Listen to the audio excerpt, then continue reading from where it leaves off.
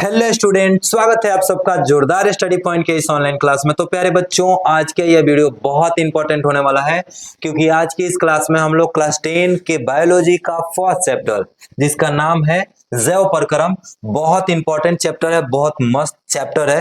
इस चैप्टर के हम लोग अति लघु उत्तरीय क्वेश्चंस को करने वाले हैं और ये जो क्वेश्चंस इस वीडियो के अंदर कराए जाएंगे वो सारे क्वेश्चंस भारती भवन के बुक के लिए गए हैं। ठीक है, तो जो भी बच्चा भारती भवन के बुक से पढ़ा है, जिसको क्वेश्चंस करने में दिक्कत आ रही है, उन सारे बच्चों के लिए ये वीडियो हमने स्पेशली बनाया है।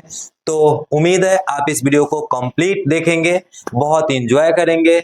और देखो, ये हमने इसमें क्वेश्चंस को कुछ उस तरीके से लिखा है आंसर को कि आप एग्जाम में वैसे ही लिखो, अच्छे नंबर मिलेंगे। बहुत अच्छे से लिखा गया है। शुरू करते हैं आज के इस वीडियो को। तो पहला नंबर क्वेश्चन बच्चे कुछ इस तरीके से है, जैव प्रक्रम किसे कहते हैं? तो वे सारी क्रियाएं जिसके द्वारा जीवों का अनुरक्षण होता है जैव प्रक्रम कहलाता है। बहुत सिंपल, इसी तरीके से एग्जाम में आंसर लिखोगे, बहुत अच्छा नंबर मिलेगा। वे सारी क्रियाएं जिसके द्वारा जीवों का अनुरक्षण होता है जैव प्रक्रम कहलाता है। अब ये धीरे धीरे बातें सब चीजें समझ में आएंगी। दूसरा नंबर क्वेश्चन मेरे पास क्या दिया हुआ है कि बहुकोषीय जीवों में ऑक्सीजन की आवश्यकता विसरण द्वारा क्यों नहीं पूरा हो पाती है? तो ये कारण बताना है। बहुकोषीय जीवों का शरीर के अंग जो होते हैं काफी ज्यादा कॉम्प्लिकेटेड, जटिल होते हैं और इस वजह से सारी कोशिकाएं सीधे पर्यावरण के संपर्क में नहीं होती है। जैसे देखो ना, ये पूरा स्किन जो है ये वातावरण से कांटेक्ट में है, लेकिन क्या इस स्किन के अंदर की कोशिकाएं वातावरण से कांटेक्ट में है? नहीं है।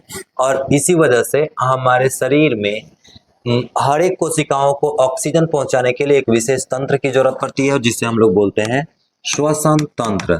क्या बोलते हैं? श्वसन तंत्र। चलो अगला क्वेश्चन देखते हैं। अगला क्वेश्चन है बच्चे तीसरा नंबर कि जीवों में पोषण की प्रमुख दो विधि कौन सी है? तो सबको पता है ना कि पोषण के दो तरीके होते हैं, एक होता है स्वपोषण और दूसरा होता है परपोषण। इसको थोड़ा ऐड कर लोगे, पोषण मुख्यतः दो प्रकार के होते हैं, स्वपोषण और परपोषण। चलो ये बहुत छोटा सा क्वेश्चन था। आगे, हरे पौधे में किस प्रकार का पोषण पाया जाता है? तो हरे पौधे में स्वपोषण प्रकार की पोषण पाई जाती है। जितने भी पेड़ पौधे होते हैं उन सारे के अंदर क्लोरोफिल होती है और जिसके पास क्लोरोफिल है वह प्रकाश संश्लेषण की क्रिया कर पाता है और मतलब वो खुद से अपना भोजन संश्लेषित कर पाता है और इस वजह से हम इसको स्वपोषण के कैटेगरी में रखते हैं। चलो अगला क्वेश्चन है बच्चे। अगला क्वेश्चन मेरे पास कुछ इस तरीके से है कि जंतुओं में पोषण की कौन सी विधि पाई जाती है? तो हमने अभी बताया कि पेड़ पौधों में स्वपोषण पाया जाएगा, जबकि जंतुओं में क्या पाया जाएगा? परपोषण। क्या पाया जाएगा? परपोषण। परपोषण विधि पाया जाता है, परपोषण विधि पाई जाती है। ठीक है, ये बहुत इंपॉर्टेंट क्वेश्चंस हैं। ये सारे उन बच्चों के लेकर आए जा रहे हैं जो पढ़ते हैं किस बुक से? भारती भवन के बुक से पढ़ते होंगे। तो ये सारे क्वेश्चंस भारती भवन के बुक से ही हम करवा रहे हैं। इसका रीजन ये है कि हमारे आसपास के जितने भी बच्चे हैं या जितने भी हाई स्कूल बिहार बोर्ड में बच्चे पढ़ते हैं, लगभग सब बच्चे भारती भवन के बुक से ही पढ़ते हैं और इसलिए उन लोगों को क्वेश्चन आंसर करने में दिक्कत आती है। उन सारे बच्चों के लिए हमने ये क्वेश्चन करवाया है।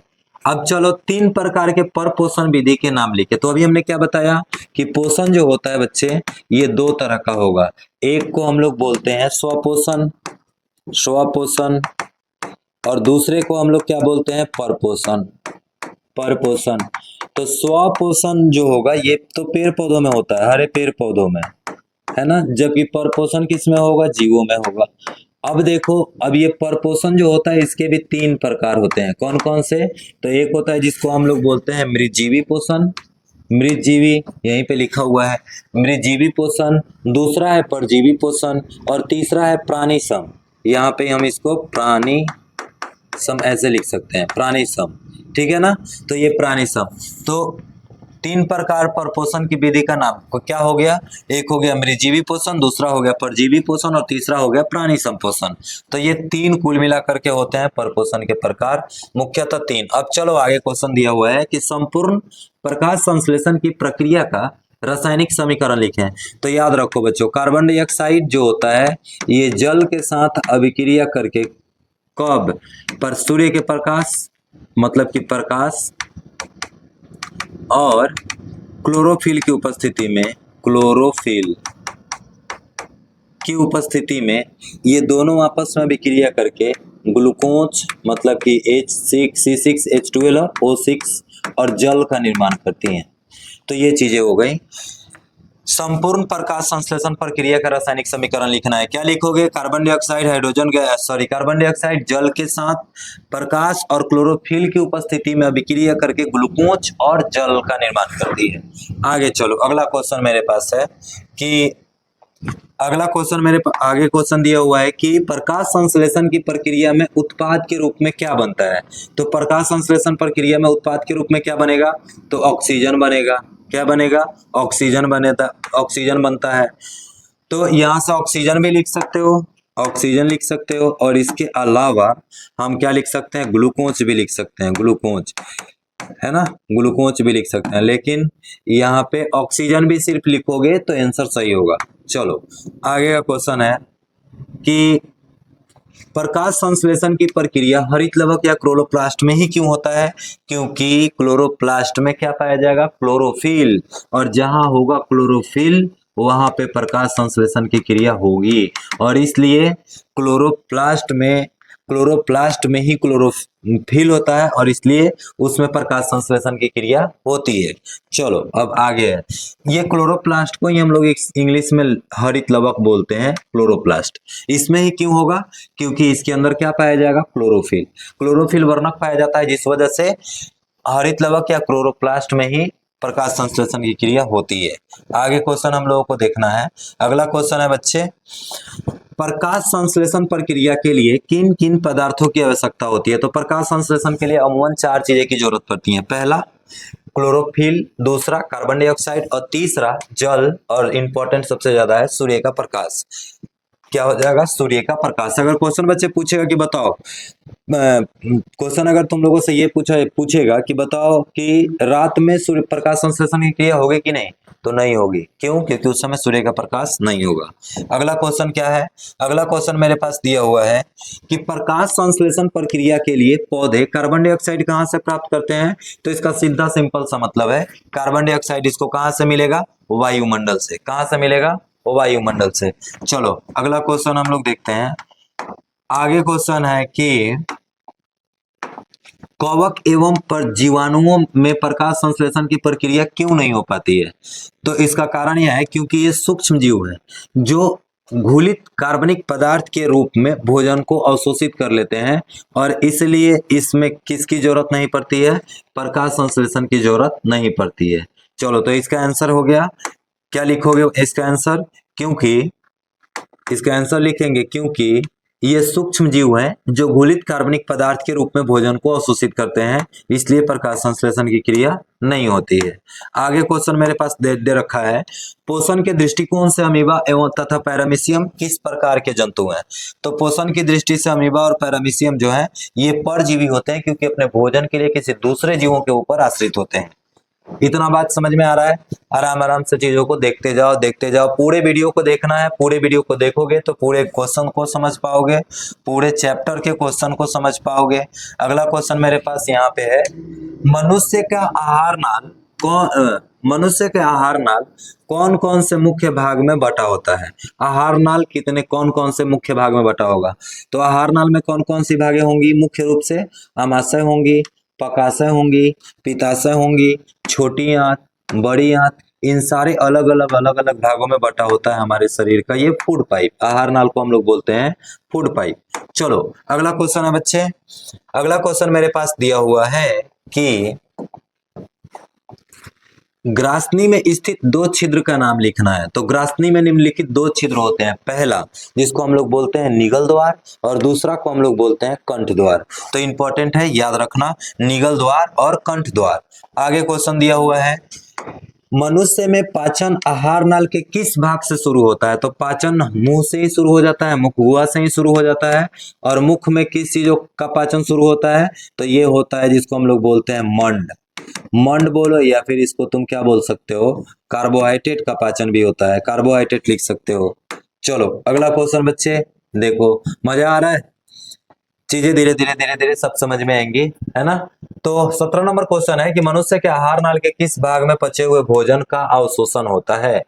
तो हमारे शरीर में हम जब भोजन कर लेते हैं तो भोजन करने के बाद में सबसे पहले भोजन आमाशय में जाएगा, आमाशय से भोजन टूटता है, मतलब अलग अलग होता है, बढ़ता है। तो बच्चे मालूम है क्या कि मनुष्य के आहार नाल की छोटी आंत में पचे हुए भोजन का अवशोषण होता है। तो ये छोटी आंत, यहाँ पे इंपॉर्टेंट क्या है, छोटी आंत कहाँ पे अवशोषित होंगी, छोटी आंत में अवशोषित होंगी। चलो, जबकि जल का अवशोषण कहाँ पे होगा, तो जल का अवशोषण होता है बड़ी आंत में। कहाँ पे होगा, बड़ी आंत में। और छोटी आंत में किसका अवशोषण होगा, भोजन का।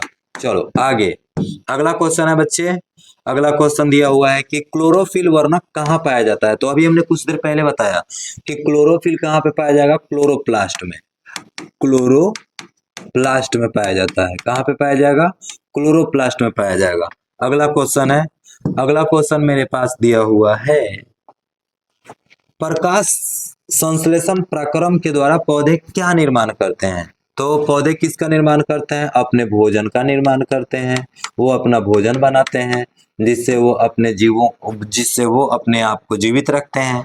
चलो आगे क्वेश्चन दिया हो, अगला क्वेश्चन है बच्चे, मृतजीवी को क्या कहा जाता है। तो मृतजीवी को एक और नाम से भी जाना जाता है और इसको हम लोग बोलते हैं अपघटक। अपघटक इसको इसलिए बोला जाता है क्योंकि यही मृतपोषी जीव जो होते हैं, वही जीव इस संसार में मरे सड़े गले मतलब चीजों को सड़ाते और गलाते हैं। अगर ये अपघटक ना होते तो सोचो कोई जीव मर गया तो कुछ दिनों के बाद वो मिट्टी में मिल जाता है, सड़ जाता है पूरी तरह से, उस पे छोटे छोटे बैक्टीरिया लगे होते हैं और उस बैक्टीरिया को हम लोग बोलते हैं अपघटक। बात समझ में आया क्या।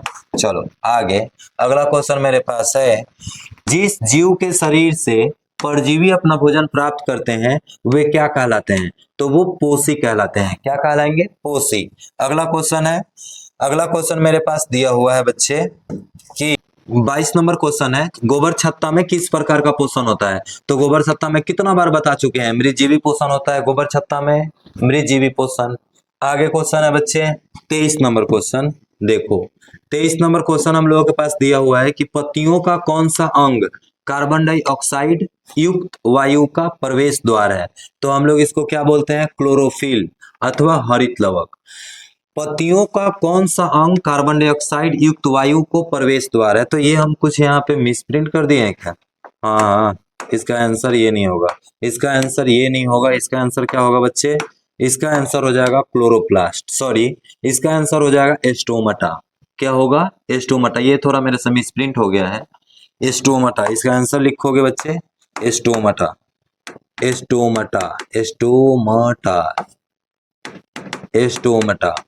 इसके द्वारा जो है पेड़ पौधों में कार्बन डाइऑक्साइड प्रवेश करती हैं और ऑक्सीजन बाहर निकलता है। एक और क्वेश्चन इससे रिलेटेड पूछा जाता है कि बताओ पत्तियों में जो एस्टोमाटा पाया जाता है, यानी कि जो रंध्र, इसको हिंदी में हम लोग रंध्र बोलते हैं, ये जो रंध्र पाया जाता है, इस रंध्र को कौन नियंत्रित करता है, नियंत्रित करता है। तो ये क्वेश्चन भी कई बार एग्जाम में पूछा गया है। तो इसको नियंत्रित करने का काम करता है गार्ड कोशिका। कौन करेगा, गार्ड कोशिका, गार्ड कोशिका। ठीक है ना बच्चे। चलो अगला क्वेश्चन मेरे पास क्या दिया हुआ है, अगला क्वेश्चन मेरे पास दिया हुआ है कि अगला क्वेश्चन है बच्चे मेरे पास, अमीबा में भोजन का पाचन कहाँ होता है। तो भोजन का पाचन होता है भोजन रसधानी में। कहाँ पे होगा, भोजन रसधानी।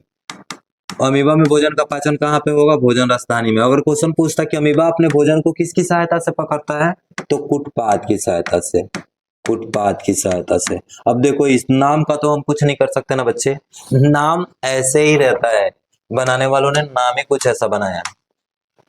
अगर हमारे हाथ में होता तो हम इसको बहुत सिंपल राजू, मोनू, टोनू ये सब नाम रख देते। पोषण की दृष्टि से जंतुओं को क्या कहा जाता है। तो पोषण की दृष्टि से जंतुओं को कहा जाता है, कोई जंतु होगा उसको हम लोग परपोषी बोलेंगे, स्वपोषी बोलेंगे और किसी किसी को हम लोग परपोषी बोलेंगे। ठीक है, तो परपोषी भी बोलेंगे और स्वपोषी भी बोलेंगे। आगे अगला क्वेश्चन मेरे पास है, मनुष्य के जीभ के ऊपरी सतह पर पाई जाने वाली संरचना को क्या कहते हैं। तो ये होती हैं स्वाद कलियां। क्या होती हैं, स्वाद कलियां, जो हमें स्वाद का एहसास कराती हैं।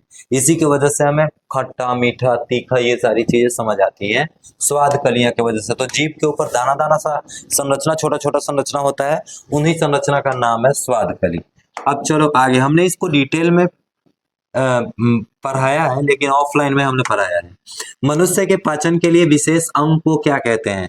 तो जो हमारे शरीर में पाचन का काम करता है उसको हम लोग बोलते हैं आहार नाल, या इसको हम लोग बोलते हैं आहार नाल, इसको हम लोग बोलते हैं food pipe. Food pipe English में फूड पाइप बोला जाता है, आहार नाल यानी फूड पाइप। चलो अगला क्वेश्चन मेरे पास क्या है?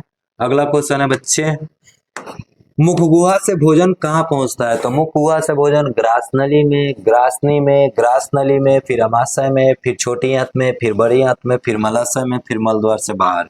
तो मुख गुहा से ग्रास नली में जाएगा, ग्रास नली से ग्रासनी में जाएगा, और ग्रासनी से अमाशय में जाएगा, और अमाशय से छोटी आंत में, और छोटी आंत से बड़ी आंत में, और फिर बड़ी आंत से मलाशय में, फिर मलाशय से मल द्वार द्वारा बाहर निकल जाएगा। मल द्वार, इसके द्वारा भोजन बाहर निकल जाता है।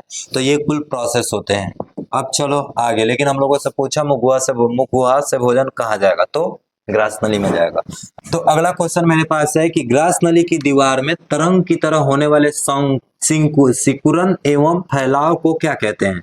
तो इसको हम लोग बोलते हैं क्रामाकुचन। क्या बोलेंगे बच्चे? क्रामाकुचन बोलेंगे। चलो अगला क्वेश्चन मेरे पास क्या है?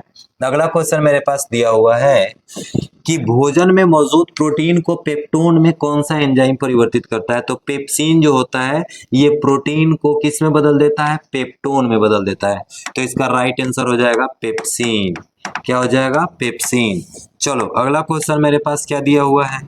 अगला क्वेश्चन मेरे को दिया है शरीर की सबसे बड़ी ग्रंथि क्या है? तो शरीर की सबसे बड़ी ग्रंथि जो होती है वो है यकृत। क्या है? यकृत। इसको और हम एक नाम से जानते हैं, इसको लीवर भी बोला जाता है। क्या बोलते हैं? लीवर। चलो अगला क्वेश्चन, यानी कि हमारे पास 33 नंबर क्वेश्चन है। क्या है 33 नंबर क्वेश्चन? आहार नाल के सबसे लंबे भाग को क्या कहते हैं? तो सबसे लंबे भाग को हम लोग बोलेंगे, आहार नाल का सबसे लंबा भाग बोला है तो सबसे लंबा भाग, यहाँ पे थोड़ा ये भी क्वेश्चन है, मिसप्रिंट ही है। आहार नाल का सबसे लंबा भाग जो होता है वो होता है छोटी आंत। क्या हो जाएगा? छोटी आंत। तो ये लिख लेगा बच्चे तुम लोग, छोटी आंत। ठीक है। अगला क्वेश्चन, अगला क्वेश्चन मेरे पास दिया हुआ है कि अगला क्वेश्चन है पाचन की क्रिया कहाँ पूरा होती है? तो रेक्टम में। पाचन की क्रिया कहाँ? ये रेक्टम क्यों लिखा हुआ है बच्चे? पाचन की क्रिया पूरा होता है कहाँ? छोटी आंत में। कहाँ पे पूरा होगा? छोटी आंत में। पाचन छोटी आंत में पूरा हो जाता है, जबकि अवशोषण कहाँ पूरा होगा? तो बड़ी आंत में। क्वेश्चन पूछेगा पाचन कहाँ पूरी होती है? तो छोटी आंत में, है ना। कहाँ पे पूरा होगा? छोटी आंत में, छोटी आंत। जबकि अवशोषण कहाँ पे पूरा होता है? तो ये होता है बड़ी आंत में। ठीक है। तो ये दो चीजें याद रखोगे, छोटी आंत और बड़ी आंत। चलो अगला क्वेश्चन है मेरे पास, अगला क्वेश्चन है मेरे पास ये 34 नंबर क्वेश्चन है, सेकंड लास्ट क्वेश्चन। छोटी आंत एवं बड़ी आंत के जोड़ पर अवस्थित नली को क्या कहा जाता है? तो इसको हम लोग बोलते हैं सिक्कम। क्या बोलेंगे? सिक्कम। चलो अगला क्वेश्चन मेरे पास क्या है? अगला क्वेश्चन है, और यहाँ पे एक छिद्र पाया जाता है, इस छिद्र को हम लोग बोलते हैं पाइलोरिक छिद्र। इसको हम लोग क्या बोलेंगे? पाइलोरिक छिद्र। मतलब बड़ी आंत और छोटी आंत एक छिद्र से जुड़ी होंगी, उस छिद्र को हम लोग बोलते हैं पाइलोरिक, पाइलोरिक छिद्र। ठीक है ना बच्चे? पाइलोरिक छिद्र ये हम लोग बोलते हैं पाइलोरिक छिद्र। चलो अगला क्वेश्चन है मेरे पास 35 नंबर। अपचा भोजन, मतलब जो भोजन नहीं पच पाता है, वह अस्थायी रूप से, अस्थायी तौर पे कहाँ पे संचित रहेगा? तो ये रेक्टम में संचित रहता है। कहाँ पे? रेक्टम में, मलाशय में। बात समझ गए क्या? तो इस तरीके से ये रहे आज के कुल 35 क्वेश्चंस जो आपके भारतीय भवन के बुक के क्वेश्चंस हैं। बाकी आप लोगों को हम इसका दीर्घोत्तरीय क्वेश्चन अगले वीडियो में करवाएंगे। फिर मिलते हैं हम लोग अगले वीडियो में, तब तक के लिए बच्चे बाय बाय।